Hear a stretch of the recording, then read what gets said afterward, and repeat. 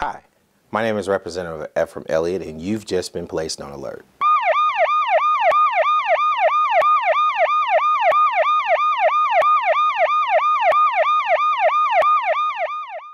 Welcome to the Elliott Alert. My guest today is Dr. Margaret Martin-Hall. How are you, Dr. Hall? I'm doing quite well, thank you for asking. Good, good. Now, I know, Dr. Hall, that you're the Director of University Relationships Development of Title III Programs Administrator. What is that? That's a lot. But like everyone at UAPB, I wear several hats. Okay. Under our job description, other duties as assigned pretty much works for all of us.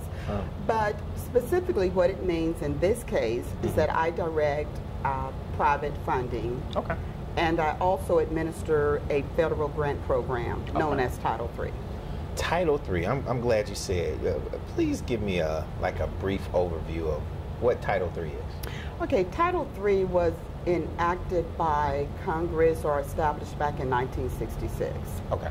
And it was very, very important for schools like UAPB because there was a component specifically for historically black colleges and universities. Okay. The idea being that it would kind of level the playing field and somewhat equalize the inequities that black schools had experienced on a state and on a federal level. Okay. So beginning in 1966, funding was set aside for historically black colleges and universities to improve their physical plant, their academic programs, student services, and later endowment building and physical stability. And you administer all that? Yes. Okay. Currently, all of that refers to 3 programs. We just closed out what we refer to as CCRAA, the College Cost Reduction Access Act grant, which was a part of Title III. Can you say that fast 5 times? Only the CCRAA. Only the acronym. Okay. But we also have the traditional program, which is strengthening historically black colleges and universities. And recently we received SAFRA, or the Student Aid Fiscal Responsibility Act. Wow. It was part of Obama's health program. Oh, outstanding, outstanding. Now, let me ask you, to be a Title III administrator and a doctor of it, I mean, what kind of background do you have? Do you have a master's? I mean, did you take your master's? Where did you take it at? Are you alumnus of UAPB? I mean, all those good questions our viewers want to know. Okay, I am an alum of UAPB, but not at the BA level or BS level, at the master's level. I received my bachelor's degree from Philander Smith College, my master's degree from Pine Bluff, UAPB, and then my doctorate I received from the University of Arkansas at Little Rock. Okay. But I've also attended other institutions. I attended Indiana University and went through their philanthropy program or fundraising program. So you're a certified fundraiser, right? I don't have my CFRE, but there are days that I feel more than certified. Right. Well, that's good. That's good. And I see that you've been to those Arkansas institutions, so that means that you're born and bred and full of Arkansans. Yes, I did live about 15 years in Omaha, Nebraska. Okay. Returned back to Arkansas in the mid-'80s. Okay. And came to work at UAPB with the responsibility of getting the Title III program back on campus. So at one point, did we not have it on campus? We did not have it. Our first grant was in 1966, and it was less than $50,000. Wow. And then we went through a lull where we did not have it for maybe 2 to 4 years. What happened? I'm not sure. There were different guidelines because every 3 to 5 years the guidelines can change. Oh, okay. And at one point it was very competitive. And as the years passed, it became formula driven and some other factors, came into play. Now, is that, you said it could be very driven, is that state or federal monies? Federal funds. Okay. We're talking specifically federal funds. All right. but their guidelines for obtaining the money and for spending the money has changed drastically since 1966. So that means that you can't spend the money unless say all students we want to get free skateboards. No, you cannot. We can spend it on that? No, it is very closely regulated by the federal government. Very closely regulated. Okay. So it can be spent on like things that'll better or more enhance the university. Yes, and specifically at UAPB, we've done an outstanding job. And when I say we, I have to give leadership to Chancellor Davis. Yes. Because ultimately, he determines what programs will be included in the grant, the Title III grant. Some schools get very, very heavily into personnel, and at some points are almost running their school on Title III funds. For Chancellor Davis, the decision has been to do the kinds of things that will have the longest effect for our students. So we put a lot of money into renovation. Our library, the Walker Research Center, labs across campus have been upgraded. Scientific labs, technology lab, our writing lab, our Museum and Cultural Center was completely funded through Title III to get it up and running. The building that is now Children's Hall was slated for demolition, but because of Title III, we were able to save it. It's very important that our faculty and staff stay on the cutting edge of technology and teaching strategies. And as a result of Title III funding, we're able to make sure that they get to the right professional conferences, that they keep their skills just right up to date. And we kind of lead the pack in a lot of areas because of Title III. Even the studio that we're speaking from today. Title III. Title III. There's hardly any place you can look on campus and not see the impact of Title III. Outstanding. I guess that's why we're the flagship of the Delta. Exactly. That is why we're the flagship of the Delta. Well, we're going to go to break, and we're going to come back and talk a little bit more about the flagship of the Delta and in reference to Title III. So we'll be right back. That's low. That's low. The average text takes your eyes off the road for nearly 5 seconds. Stop the texts. Stop the wrecks. Visit us at stoptextstoprex.org. Welcome back to the Elliott Alert. My guest again today is Dr. Margaret Martin-Hall, the Director of University Relationships, Development, and Title III programs. She's administrator of it. Dr. Hall, when we left, you were talking about Title III money. And we were talking about historical black colleges. Now, can any college apply for Title III, or is it just historical black colleges? The program has been expanded tremendously. Two-year colleges can apply. Majority institutions can apply if they are serving a significant population of low-income or non-majority students. There's a Title III program for Native American colleges, for Hispanic serving institutions. So in addition to the roughly 95, 96 historically black colleges and universities, there are hundreds of other institutions in various categories also receiving funding. So it just means if you have, does it mean if you have low income people that go to your university or school, or other or minorities, or is it either or? Do you have to have low income or minorities, or low income and minorities?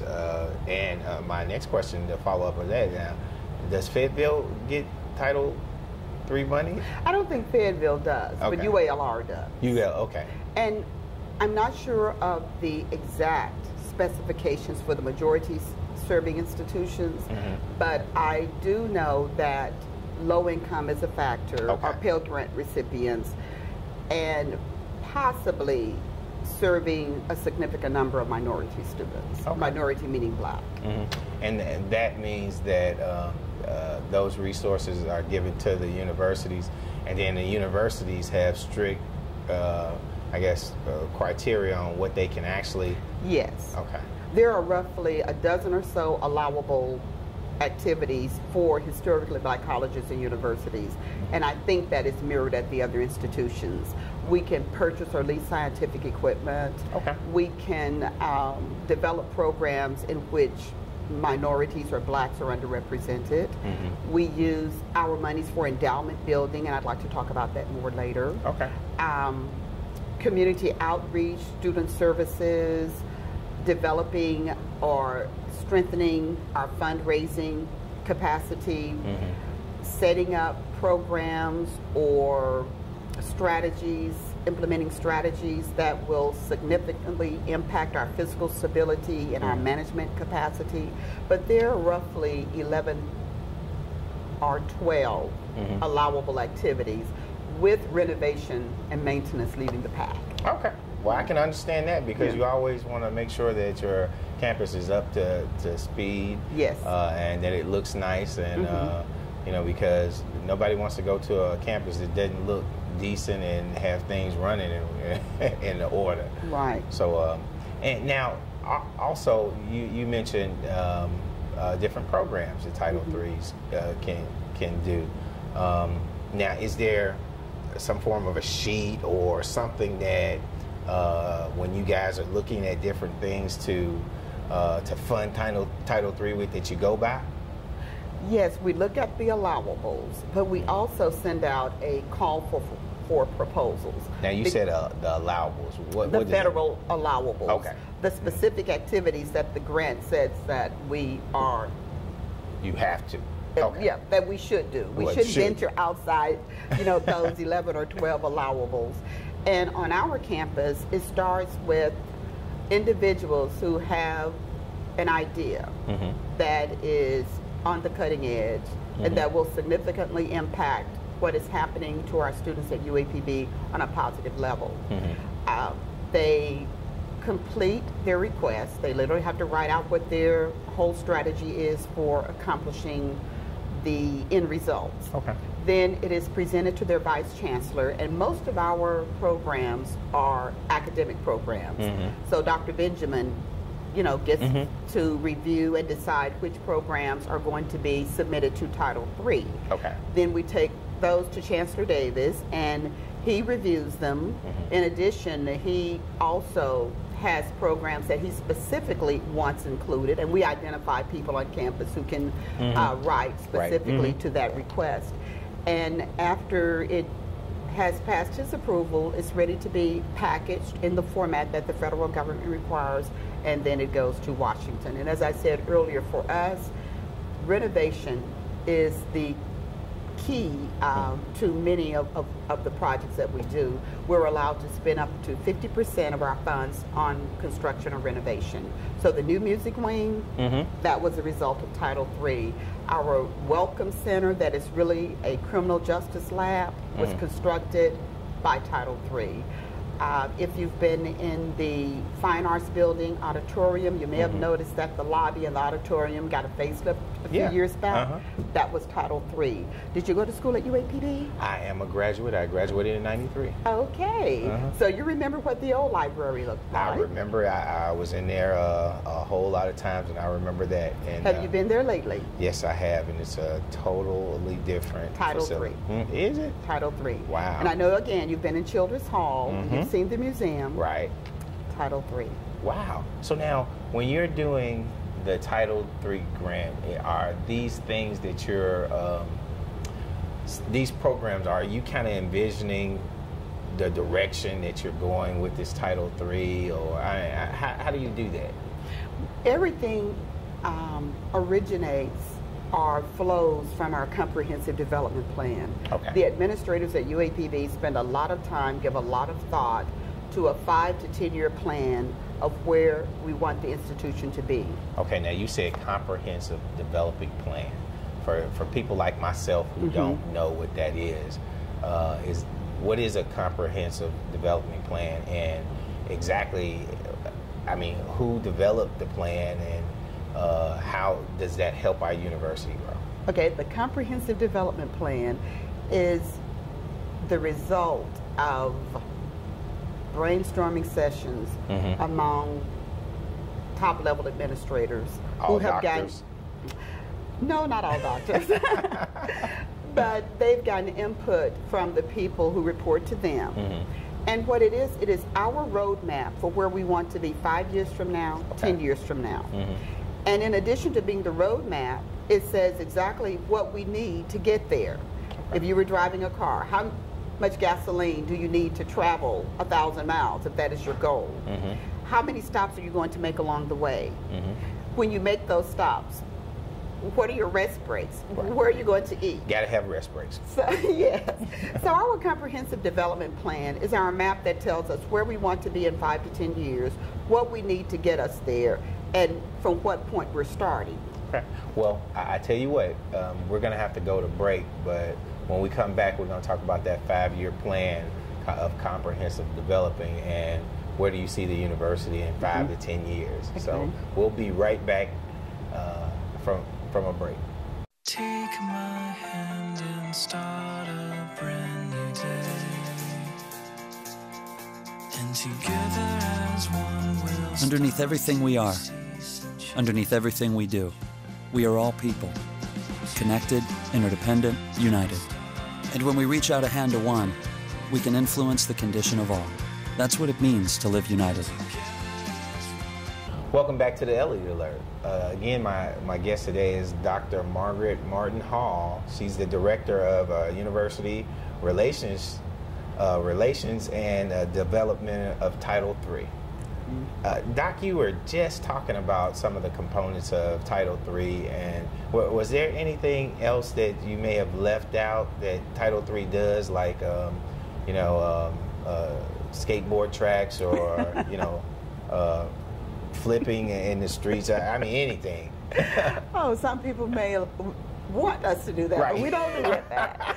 I would want to mention, I would be amiss if I did not, the doctoral program in aquaculture fisheries. Wow. Title III is a contributor to that.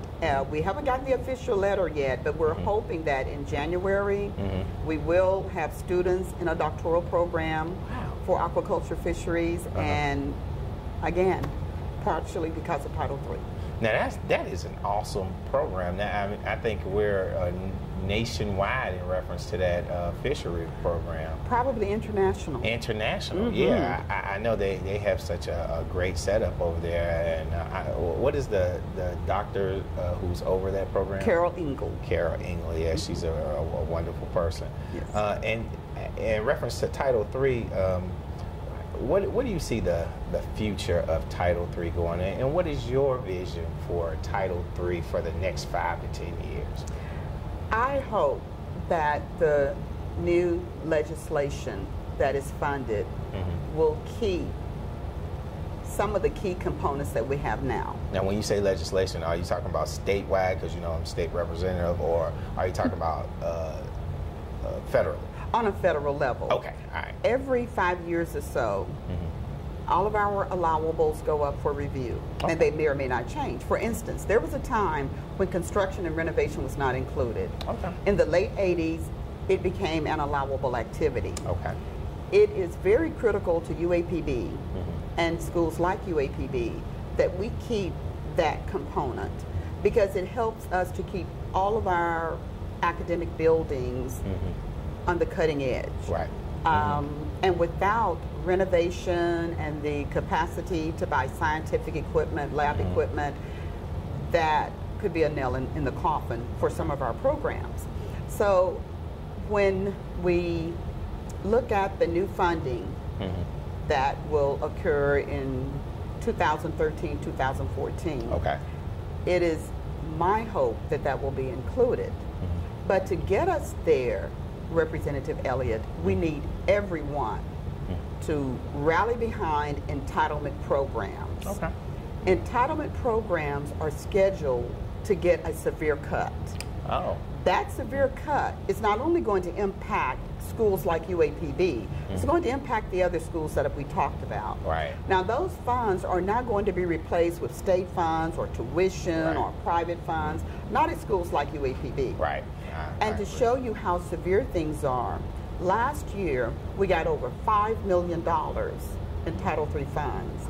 This year we were cut nearly $500,000. Wow. And what we hear coming down the pipeline, and you keep up with what's happening on the federal scene, there's going to be an even bigger cut in the coming year. So we ask our constituency. We ask anyone, any watchdogs Right. that are keeping up with the pulse of Washington to please contact your senators, your representatives, and save entitlement programs. And you may not see the word Title III or Title IV or Title V. You may just see entitlement. Entitlement is going to refer to Title III. And if it gets to the point that UAPB has to do just a mass mail out and say, please, nationwide, alumni and friends, contact your senators and representatives and let them know. Right. Then we want everybody to be ready. That's we right. want you to be ready to help us. Yes, ma'am. Yes, ma'am. Okay. So, should our viewers at this point pick up that cross and start calling and letting them know? Start calling, start tweeting, start blogging, Right. emailing. I mean, whatever you do on the social network. If your congressional person has a Facebook or a web address, get in touch with him and let them know how important entitlement programs are. So we need to get on the ball and let our congressmen and our senators know that this entitlement program is desperately needed. I mean, because Yes. the campus has actually changed and it looks beautiful. The chancellor is taking us in a great and positive direction. But to do that, we're going to have to keep and even add more resources to doing it. Right. So I agree with you wholeheartedly. Yeah. I think we most definitely need to pick up that bloodstained cross and move forward and keep those entitlements and that Title III money coming on. Since 1966, we've gotten over $55 million. Wow. I'm confident in saying we would not have gotten that from state allocations. Yeah, you may be true with that, but I mean, in addition to what you're already giving us, Right. I don't think you would have come up with an additional $55 million. well, you never know. I mean, we have a wonderful governor, so hey, you never know. But We may not have to worry. Right. I think that we most definitely need to educate people and let them know that this is something that we need to talk to our senators and our congressmen about because they may not know how important this thing is. So we want to let them know it's important to us. Yes. All right. Well, I want to again thank you for coming on the show. Is there like a number or a website that somebody who is interested in Title III or wanted more information in reference to Title III or just wanted to donate? Is there a number or website that they could? Yes, please, because one project or activity that I omitted mentioning, and I should not have been amiss because it's my component. Okay. For every dollar that is donated to an endowment, the federal government will match it dollar for dollar. So we have 2 scholarship initiatives going right now that will help Down Need students. That's the Lifeline Fund and the Dorothy Majette Fidmont New Millennium Leader Scholarship Fund. Okay. Every dollar that is donated to that fund, the federal government will match dollar for dollar because they are endowments. Now, if we have a supporter out there who's sitting on $25,000 or $50,000 and they've been wondering what to do with it, Right. give it to us. Let us get it matched by the federal government. So a scholarship that they establish for $25,000 becomes $50,000, or a scholarship they establish for $50,000 becomes $100,000, all because of Title III funds. Outstanding.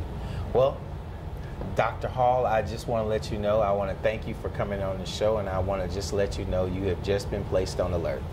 Thank you. I'm glad to be here. Thank you again.